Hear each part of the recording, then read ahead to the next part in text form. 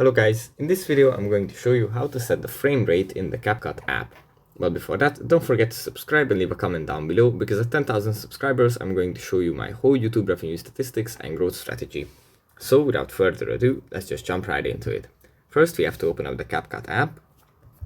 Here it usually opens up in the home menu where we have our projects. Let's just tap on the one that we want to edit. And then here in the editing menu, in the top right corner, we find the little toggle list. If we tap on this, then from this list, we can find the frame rate slider. And by moving it to the right, we increase the frame rate. And if we move it to the left, we decrease it. So that's pretty much it for this video. Hope it was helpful for you guys, and I'll see you in the next one. Bye bye. Also, you have to tap on the bottom to save it.